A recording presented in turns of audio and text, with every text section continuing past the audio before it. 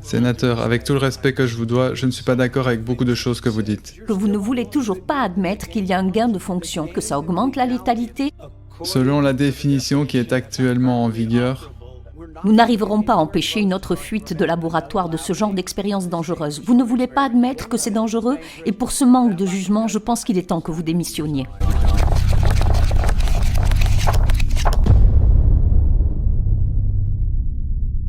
Projet Veritas a obtenu des documents militaires inédits concernant les origines de la recherche sur le gain de fonction du Covid-19, les vaccins, les traitements potentiels qui ont été supprimés et les efforts du gouvernement pour dissimuler tout cela. Le docteur Anthony Fauci a témoigné à de nombreuses reprises devant le Congrès en déclarant que le gouvernement américain n'a jamais été impliqué dans la recherche sur le gain de fonction à l'Institut de virologie de Wuhan. Allez-vous enfin assumer aujourd'hui une certaine responsabilité dans le financement de la recherche sur le gain de fonction à Wuhan? sénateur, avec tout le respect que je vous dois, je ne suis pas d'accord avec beaucoup de choses que vous dites. Tout d'abord, le gain de fonction est un terme très nébuleux. Mais le fait est que vous ne voulez toujours pas admettre qu'il y a un gain de fonction. Quand il est dit que cela augmente la maladie, que ça augmente la létalité, c'est un nouveau virus qui ne vient pas du gain de fonction? Selon la définition qui est actuellement en vigueur, Nous n'arriverons pas à empêcher une autre fuite de laboratoire de ce genre d'expérience dangereuse. Vous ne voulez pas admettre que c'est dangereux et pour ce manque de jugement, je pense qu'il est temps que vous démissionniez. vous avez dit que je ne voulais pas assumer la responsabilité de la pandémie actuelle. Je n'ai aucune responsabilité dans la pandémie actuelle. Cette affirmation est basée sur la définition du gain de fonction du NIH. Cependant, les documents que nous avons obtenus réfutent cette affirmation. Les documents en question proviennent d'un rapport de l'Agence pour les projets de la recherche avancée de la défense, mieux connue sous le nom de DARPA, qui était caché dans un disque top secret. Mais qu'est-ce que la DARPA? Il s'agit d'une agence relevant du ministère américain de la Défense qui facilite la recherche de la technologie ayant des applications militaires potentielles. Le docteur Stephen Walker était le directeur de la DARPA au moment de la proposition de l'EcoHealth Alliance. Une source nous a envoyé cette vidéo de Walker parlant de la recherche qu'ils exploraient en relation avec la technologie ARN messager et son application potentielle avec le personnel militaire sur le terrain. Il y a 5 ou 6 ans, la DARPA a créé un bureau appelé Biotechnology Office, dont le véritable objectif était de comprendre le fonctionnement de la biologie, puis de concevoir, de fabriquer et de tester des moyens permettant de modifier des micro-organismes pour qu'ils produisent les effets souhaités. Bien que le rapport principal concernant la proposition de l'EcoHealth Alliance ait été diffusé sur Internet il y a quelques mois, il n'a pas été vérifié jusqu'à présent.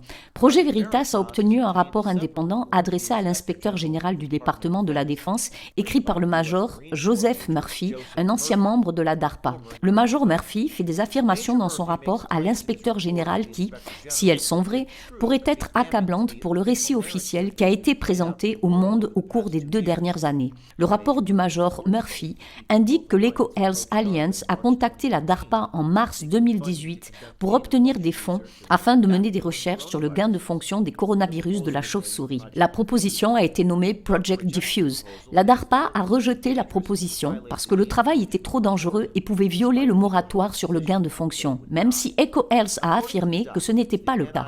Selon les documents, le NIAID, sous la direction du Dr Fauci, n'a pas rejeté la proposition et a poursuivi les recherches à Wuhan et sur plusieurs sites aux États-Unis.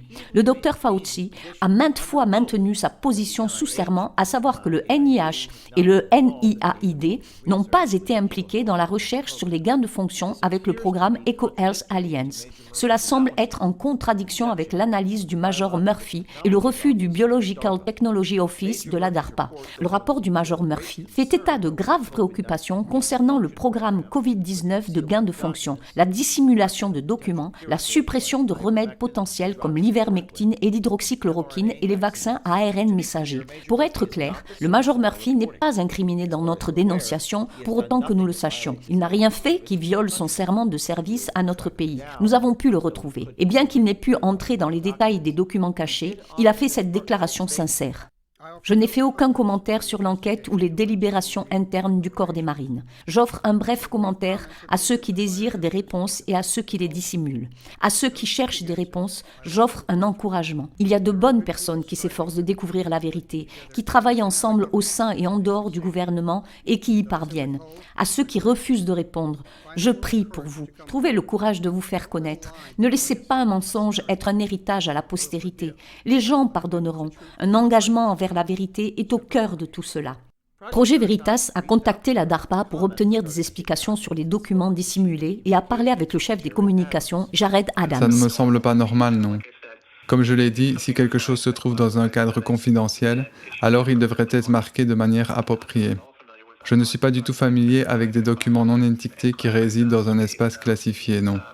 Comme je l'ai dit, cela ne semble pas... Je veux dire que ce n'est pas une bonne pratique de mettre des documents non étiquetés dans un espace classifié.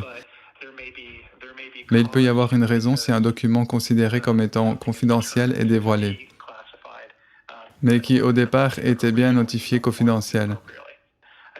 Je serais ravi, Robert, honnêtement, d'enquêter et de parler aux personnes qui posséderaient ce document au sein de l'organisation. Idéalement, le directeur du bureau des technologies biologiques ou le directeur adjoint de ce bureau et essayer de déterminer pourquoi cela s'est produit. Alors, voici les questions. Si le département de la Défense, les mêmes personnes qui fabriquent notre arsenal nucléaire, ont estimé que cette recherche était trop dangereuse pour être poursuivie, pourquoi diable le NIH, le NIAID et EcoHealth Alliance ont-ils négligé les risques encourus ? Ont-ils délibérément changé la définition du gain de fonction afin de contourner le moratoire ? En outre, qui, à la DARPA, a pris la décision d'enterrer le rapport original qui aurait pu alerter le Pentagone, la Maison-Blanche ou le Congrès, ce qui aurait pu empêcher toute cette pandémie qui a entraîné la mort de 5,4 millions de personnes dans le monde et causé beaucoup de douleurs et de souffrances à des millions d'autres ?